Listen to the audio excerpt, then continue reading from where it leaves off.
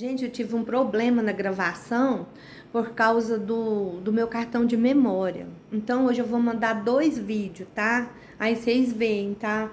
Eu vou continuar lendo aqui. A gente tava lendo lá no finzinho ali, nós começamos no capítulo 16.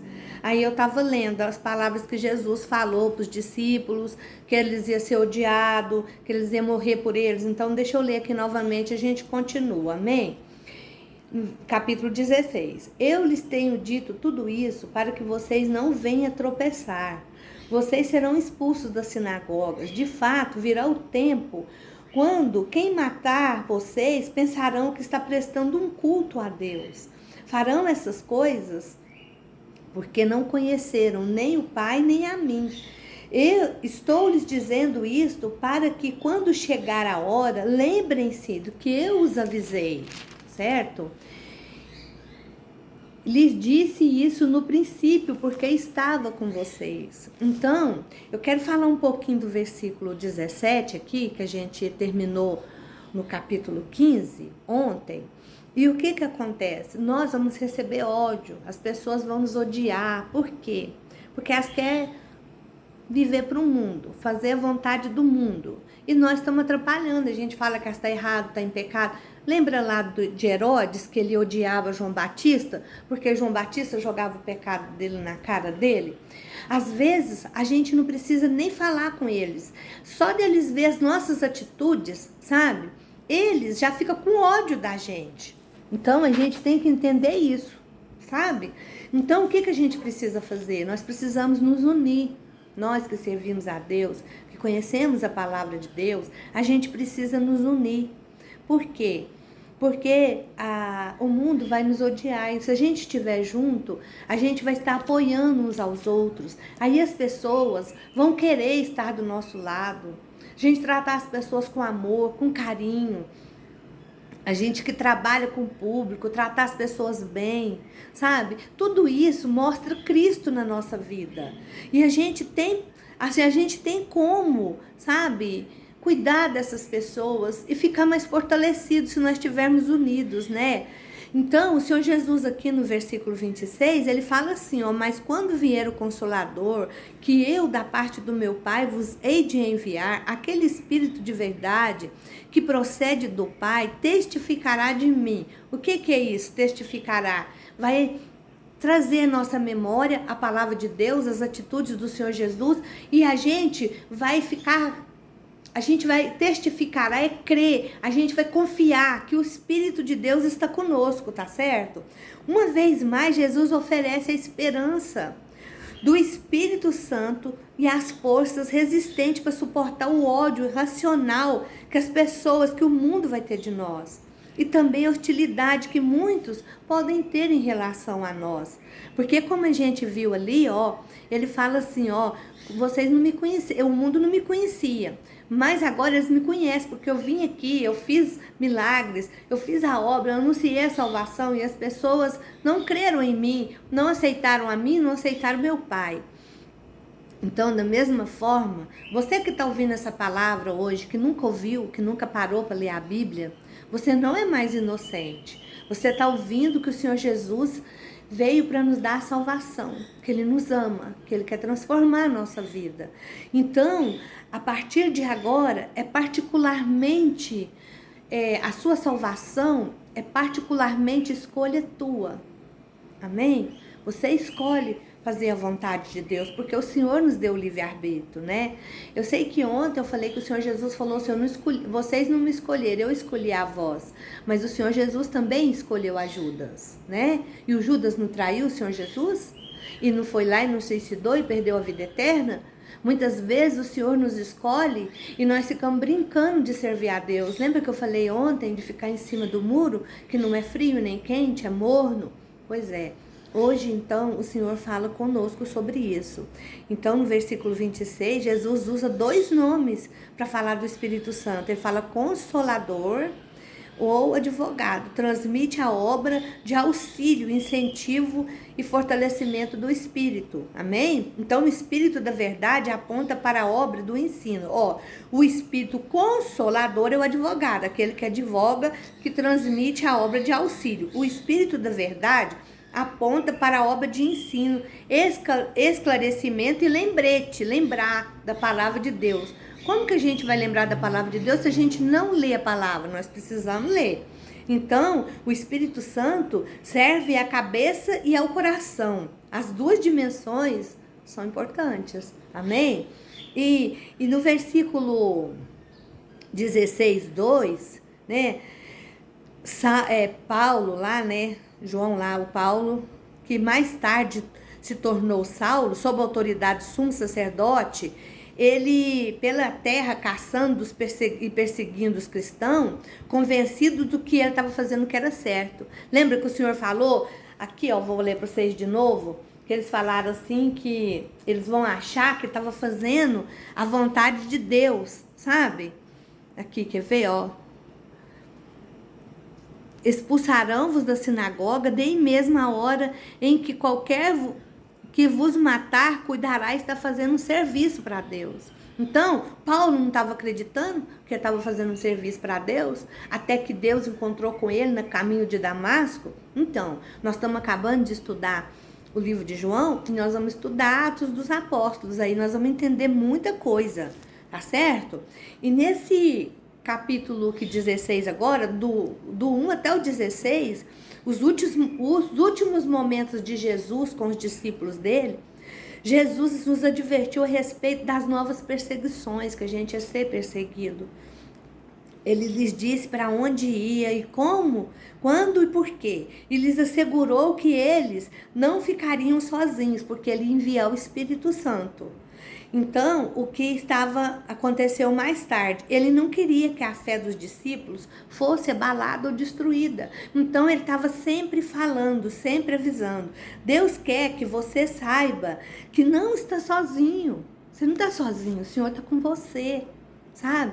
Você tem o Espírito Santo para lhe consolar, para lhe ensinar a verdade, para te ajudar, sabe? Toda vez que eu vou orar, eu tenho tanta certeza que o Senhor para me ouvir. Sabe, não é porque eu sou importante demais, não. Mas é porque Ele me ama. E na palavra dele está escrito isso. O Senhor Jesus nos ama. Ele deu a vida por nós. E o Espírito Santo mora dentro de nós. Lembra que eu falei para vocês que ontem, que cada um de nós é a arca da presença de Deus? Então, a presença de Deus está em nós. Então, quando você for orar, você não precisa gritar, você não precisa inventar palavras. Não, você pode falar com o Senhor. Igualzinho eu orei aqui hoje, contando para o Senhor. O Senhor viu a Isabela me ligando, mandando mensagem, falando comigo. Mas eu contei para ele de novo a hora que eu fui orar pelos meus netos.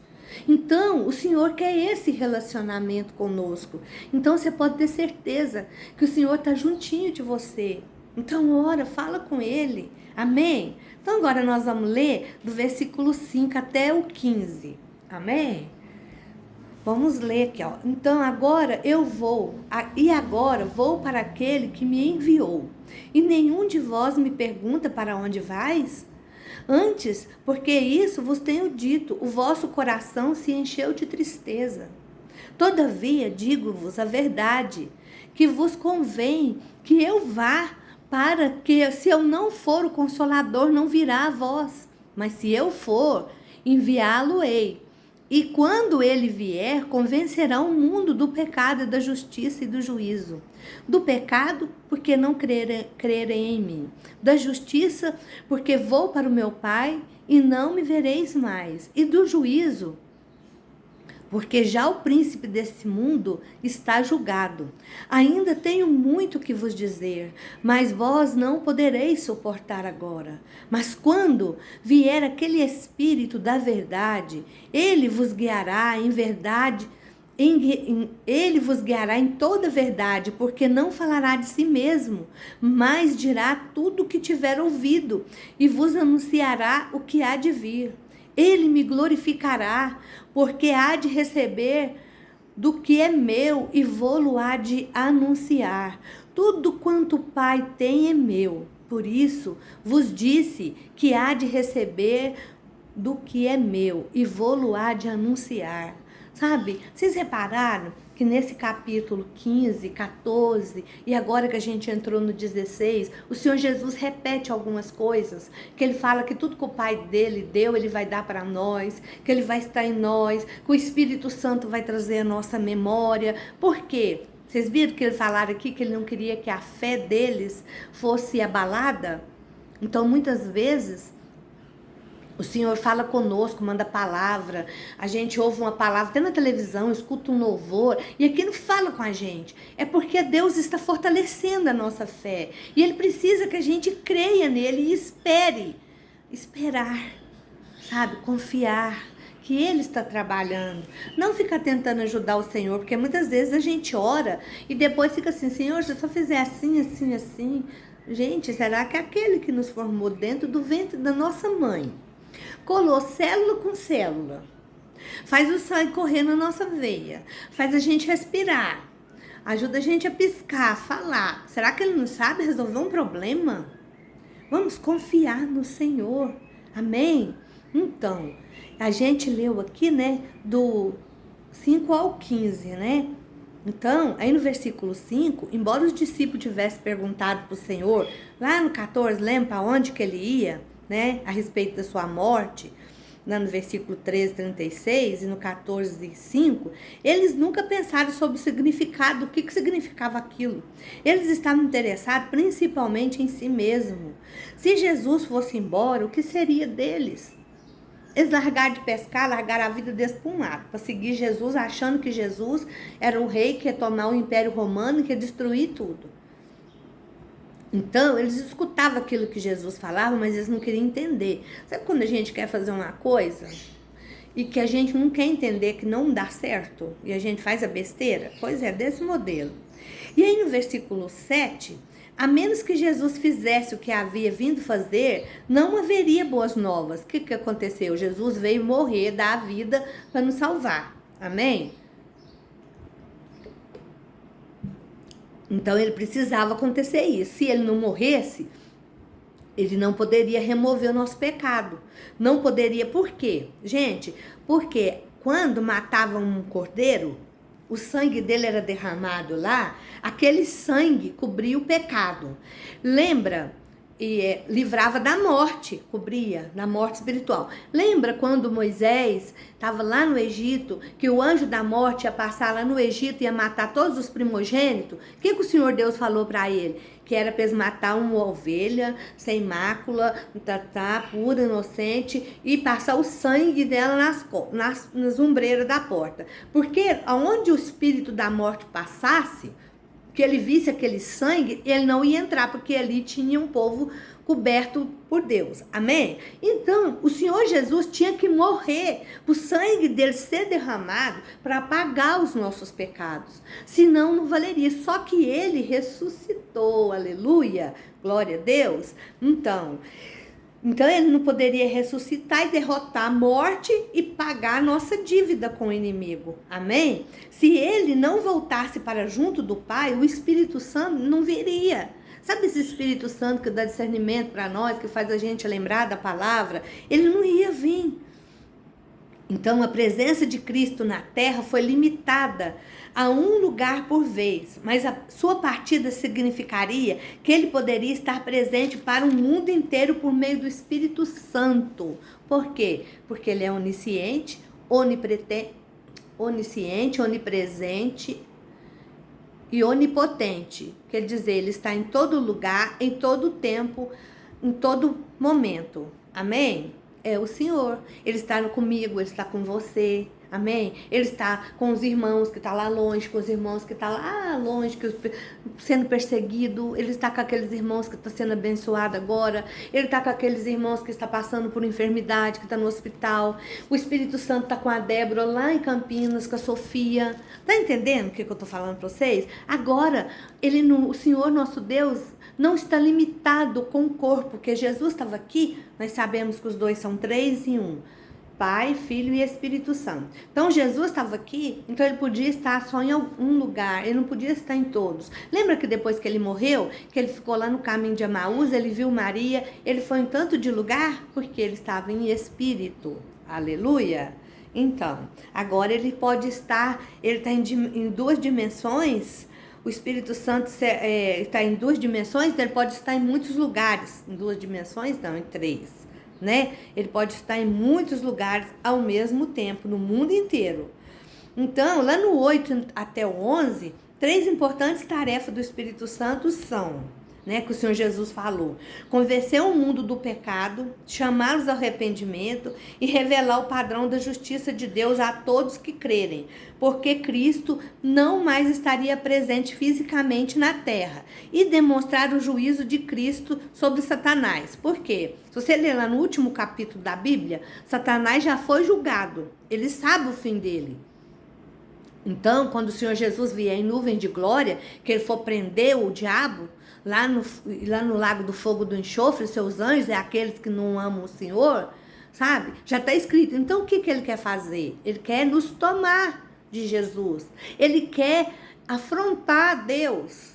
Lembra quando ele foi lá falar com Jó? Ele falou assim, é claro que ele é abençoado, que ele dizia do mal, o Senhor dá tudo para ele. Ele é um acusador. Então, mas Jesus confiava no servo dele, assim como Jesus confia em mim e confia em você. Então, o que acontece? O Espírito Santo tem esse papel, sabe? De mostrar para o mundo, quando a gente conhece Deus, que a gente serve a Deus, que a gente faz a vontade dele. Vou contar para vocês uma coisa. Se a gente for fazer alguma coisa que não agrada a Deus, tem uma coisa dentro da gente que parece um termômetro, que fala assim, ô irmã, o que é isso que você está arrumando? O que você está falando? Você está entendendo? É maravilhoso esse termômetro do Espírito Santo, como eu amo isso. E, segundo, lá no versículo 9, né, da justiça, né, segundo Jesus, não crer nele já é pecado, tá entendendo? Então, e lá no versículo 10 ao 11, a morte de Cristo lá na cruz tornou possível que tivéssemos um relacionamento pessoal com Deus, sabe? Quando confessamos nossos pecados, quando a gente conversa com o Senhor, conta as coisas para Ele, sabe? Pede até opinião para Ele.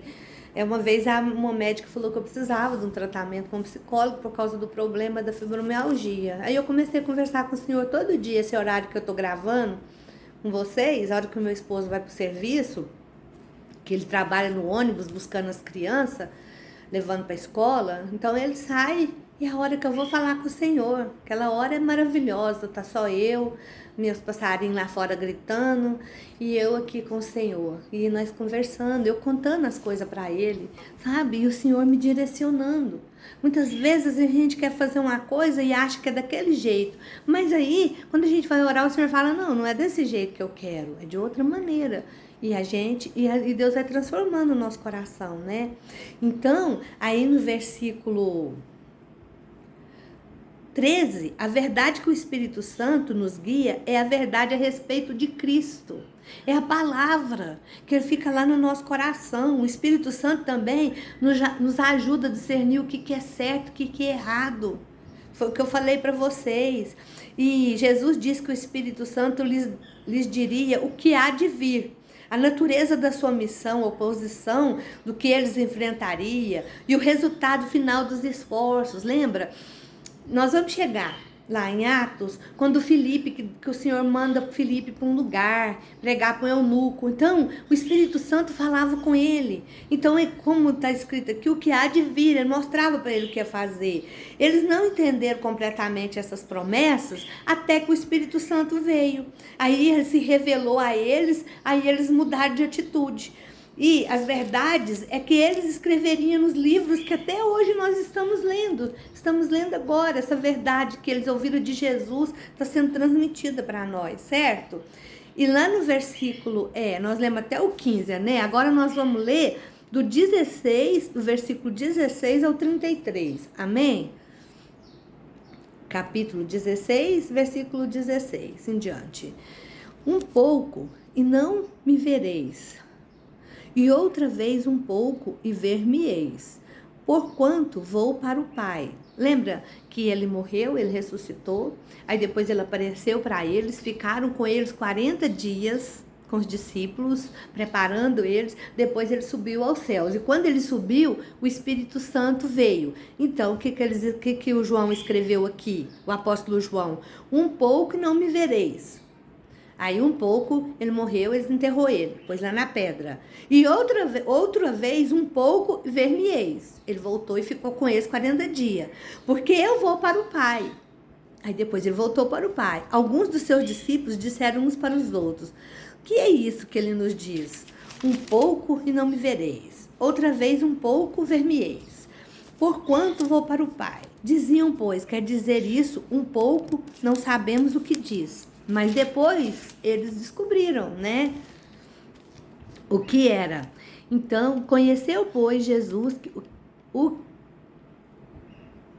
o queriam interrogar, e disse-lhes: indagais entre vós acerca disso, que disse um pouco e não me vereis, e outra vez um pouco e ver-me-eis? Na verdade, vos digo que vós chorastes, e vós chorareis e vos lamentareis, e o mundo se alegrará, e vós estareis tristes, mas a vossa tristeza se converterá em alegria.